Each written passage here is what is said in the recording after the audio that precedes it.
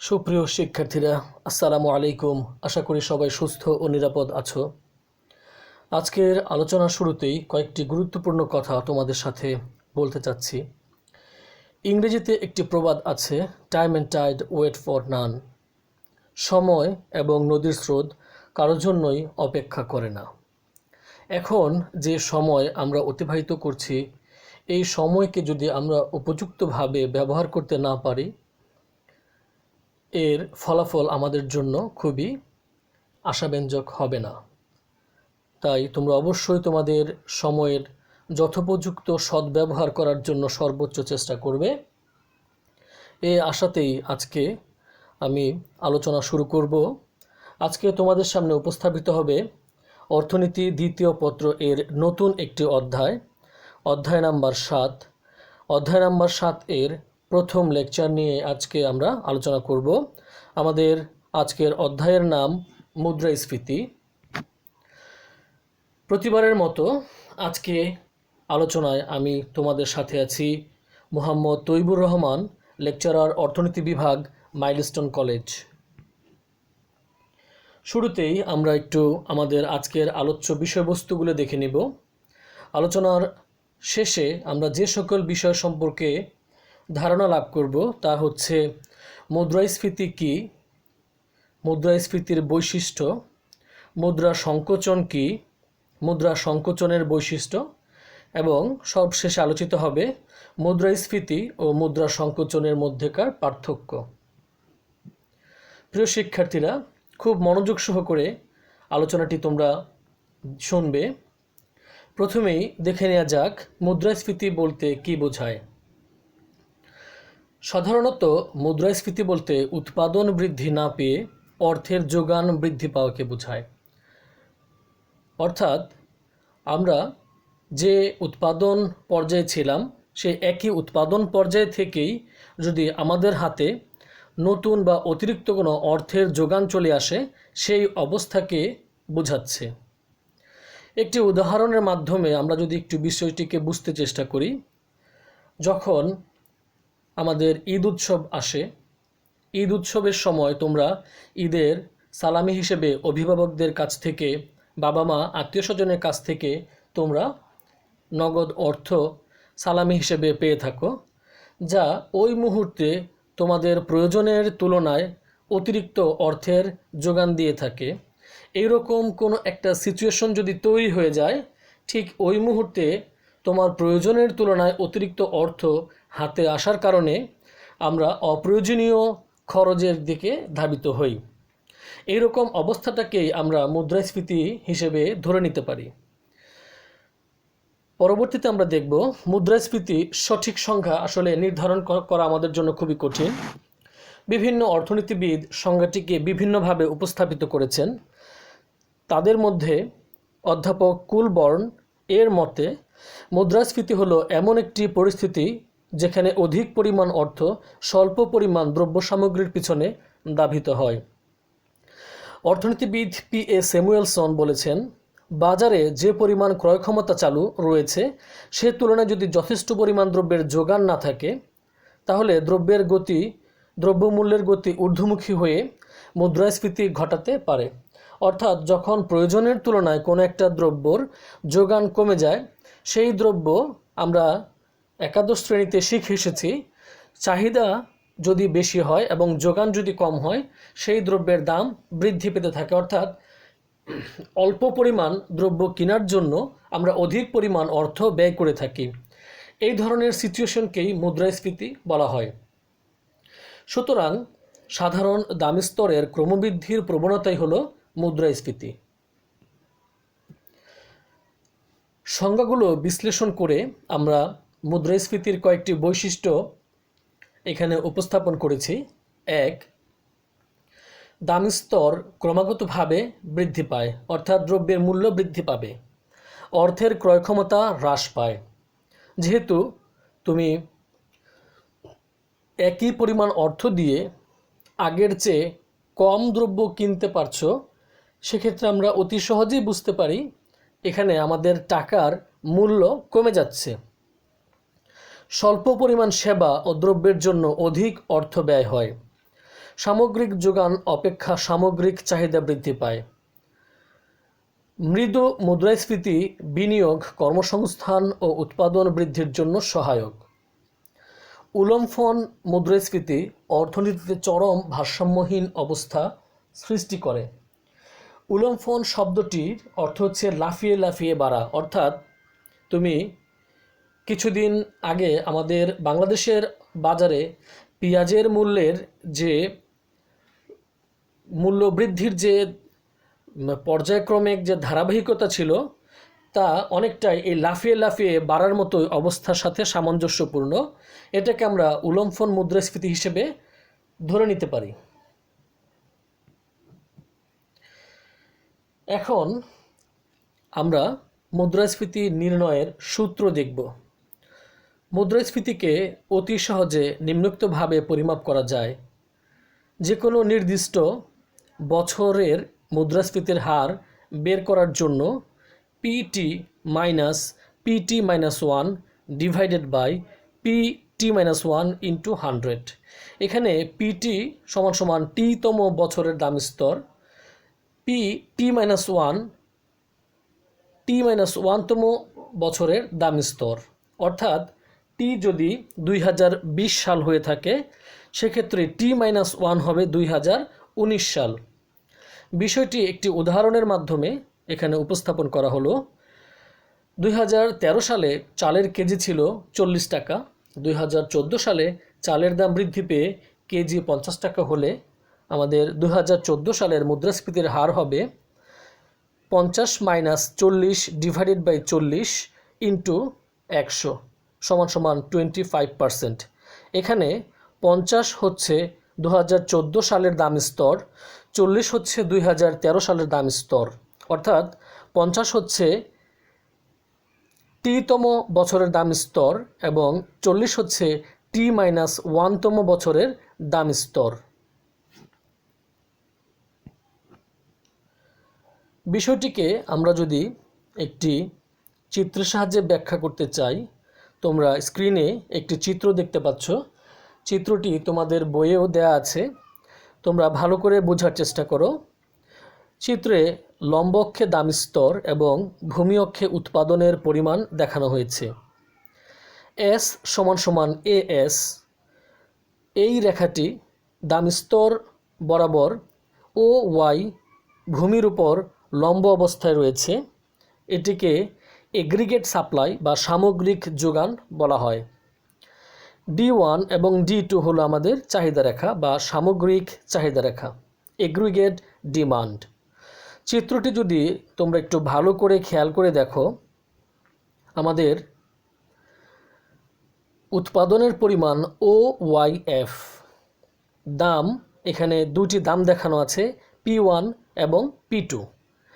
আমাদের চাহিদা যখন D1 তখন দাম স্তর P1, চাহিদা যখন D2 দাম স্তর P2। যদি যোগান স্থির থেকে চাহিদা বৃদ্ধি পেয়ে D1 থেকে D2 হয় তাহলে আমাদের দাম স্তর AB পরিমাণ বৃদ্ধি পায়, যা P1 P2 পরিমাণ। সুতরাং এখানে মুদ্রাস্ফীতির পরিমাণ হচ্ছে P1 P2 BA। আলোচনার এ পর্যায়ে তোমাদের সামনে আমি আলোচনা করব মুদ্রার সংকোচন বলতে কি বোঝায়। যখন দেশে দ্রব্য সামগ্রীর যোগান অপেক্ষা অর্থের যোগান কম হয়, এর ফলে দাম স্তর ক্রমাগত ও অব্যাহতভাবে হ্রাস পেতে থাকে, তাকে মুদ্রার সংকোচন বলা হয়। বিষয়টি একটু বিশদভাবে তোমাদের সামনে তুলে ধরছি। দ্রব্য সামগ্রীর যোগান অপেক্ষা দাম আমাদের অর্থের যোগান কম হবে, অর্থাৎ বাজারে যে পরিমাণ দ্রব্যের যোগান বর্তমান থাকবে, মানুষের হাতে সেই পরিমাণ দ্রব্য কেনার জন্য পর্যাপ্ত অর্থের যোগান থাকবে না।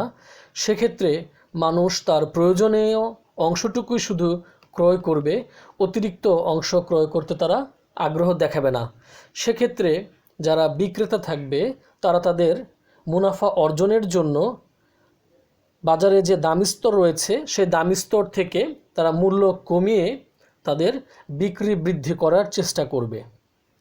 অধ্যাপক স্যামুয়েলসনের মতে মুদ্রা সংকোচন বলতে এমন অবস্থা বোঝায় যখন অধিকাংশ দ্রব্য সামগ্রীর মূল্য ও উৎপাদন ব্যয় হ্রাস পেতে থাকে। সুতরাং আমরা বলতে পারি যখন কোনো দেশের দ্রব্যের যোগান অপেক্ষা মুদ্রার যোগান কম হয় এবং মূল্য স্তরের ক্রমাবনতি ঘটে তখন তাকে মুদ্রা সংকোচন বলা হয়। সংজ্ঞাগুলোর উপর ভিত্তি করে আমরা এখানেও মুদ্রা সংকোচনের কয়েকটি বৈশিষ্ট্য দেখব। 1. দামি স্তর হ্রাস পায়, বিনিয়োগ, কর্মসংস্থান, উৎপাদন হ্রাস পায়, বেকারত্ব বৃদ্ধি পায়, ব্যবসায়ের মুনাফা হ্রাস পায়, সামগ্রিক চাহিদা হ্রাস পায়, জনগণের জীবনযাত্রার মান হ্রাস পায়, অর্থনীতিতে মন্দা দেখা দেয়। সর্বোপরি যে বিষয়টি এখানে আমাদের বুঝতে হবে, যেহেতু মানুষের হাতে অর্থের যোগান কমে যায় সেক্ষেত্রে তার প্রয়োজনীয় দ্রব্য সামগ্রী ব্যতীত অন্যান্য দ্রব্য তারা ক্রয়ে আগ্রহী থাকে না। আমাদের বর্তমান যে মহামারী চলছে এই মুহূর্তে আমাদের সারা পৃথিবীব্যাপী অর্থের যোগান কমে গেছে, মানুষের আয় কমে গেছে। সেক্ষেত্রে এখন এই বিষয়টি আমাদের বোঝা খুব সহজ হয়ে গেছে। বিষয়টিকে এখানে চিত্রের সাহায্যে উপস্থাপন করা হলো। আগের চিত্রের মতোই এখানেও দেখো লম্ব অক্ষে দামি স্তর এবং ভূমি অক্ষে উৎপাদন দেখানো হয়েছে। এএস এগ্রিগেট সাপ্লাই, D2 এটা আমাদের aggregate demand, D1 aggregate demand 1। একইভাবে D1 অবস্থানে থেকে D2 অবস্থানে যদি আমরা নেমে আসি আমাদের দ্রব্যমূল্য P1 থেকে P2 হয়ে যাবে। সেক্ষেত্রে আমাদের মুদ্রার সংকোচন হবে P1 P2 BA, অর্থাৎ পূর্বের যে মূল্য ছিল সেই মূল্য থেকে দ্রব্যের মূল্য আগের তুলনায় অনেক কমে গেছে। এই অবস্থাটাকেই মুদ্রার সংকোচন বলা হচ্ছে।